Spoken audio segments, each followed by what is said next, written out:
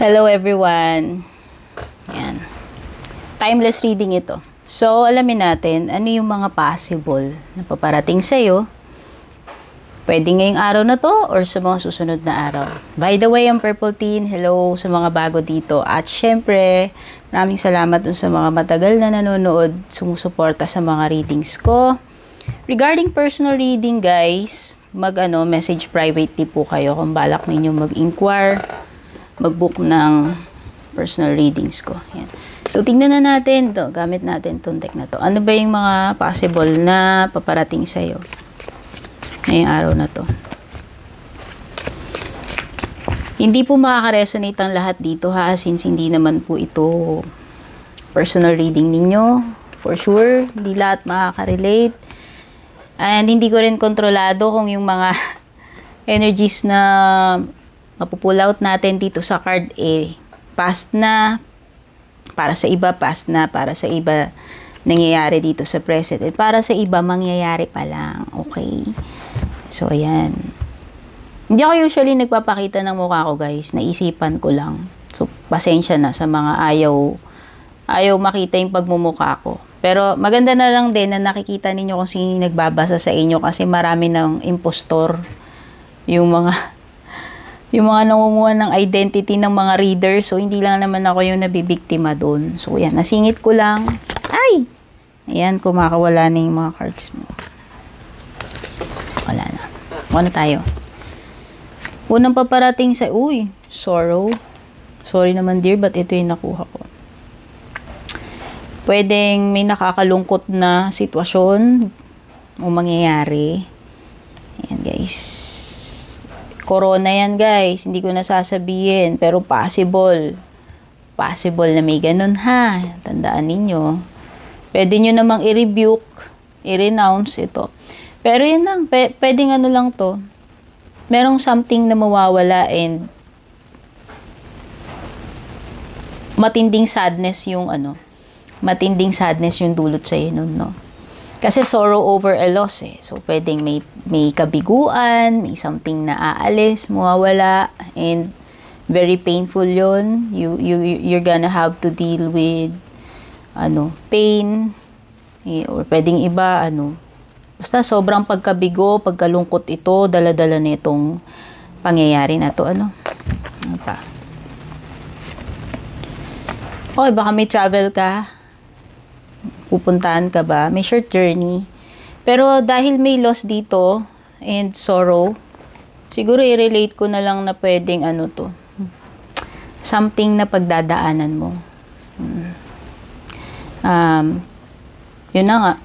Pwedeng may malungkot na pangyayari, may loss, kaya siguro yan, this is something na kailangan mo iproseso, pagdaanan, no? Hindi ganun kadali para sa iyo. And pwedeng malungkot nga. Oy, magiging successful. Ano man 'to gagawin mo? As long as you put hard work and magandang pagpaplano, maaaring maging successful yung outcome niyan. Ayan. Egg. Ay, mag-focus, guys. Ayan. Oh, deep friendship daw with someone of the same sex. So, ayan. Pwedeng BFF mo. Someone na very, na-enjoy ninyo yung company ng isa't isa. Whether, BFF mo yan or kung sino man yan. Basta meron dito, may enjoy ninyo itong gagawin ninyo. Ano man itong paparating na gagawin ninyo nitong person na to. And same sex mo daw siya. Okay, basta merong merong malalim na connection or friendship, yan. Connection, anong klaseng connection man yan or friendship.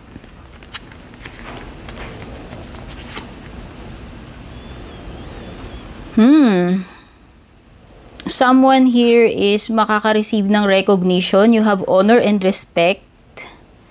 So, kung ano man ito gagawin mo, asahan mo na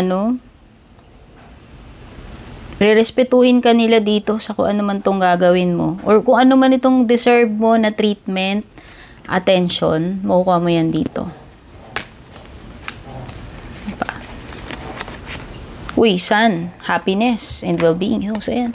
Sun card, it means success, well-being, good health, happiness. So, nakikita ko dito, meron mang pagkabigo, pagkawala, and magdudulot sa'yo ng sadness, ng sorrow yan. At least, after ng storm na yan, pagdadaanan mo, kasi may short na pagdadaanan, is sisikat uli yung araw. No?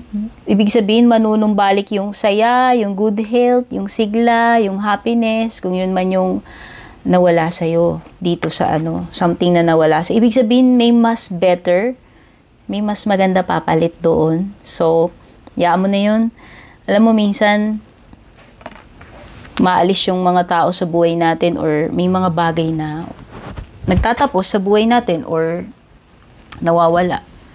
Pero ano yun ibig sabihin it's not meant for us or merong something better para sa atin. So feeling ko lang yun yung dala-dala nung sun card. Kaya kung ano man tong kabiguan na mararanasan mo, kung meron mang hindi magandang mangyayari, may aalis man sa buhay mo na person, may mawawala man sa buhay mo, maybe hindi talaga yung para sa'yo. Kasi nga, merong something na mas maganda, mas better na nakalaan para sa'yo dito sa sun card. So, ayan guys, as usual, wish ko na makatulong sa inyo yung mga readings ko. Sana makapagbigay sa inyo ng gabay, kaliwanagan, answers. Gawin nyo lang guide. Love you all guys. Take care. God bless. Have a great day.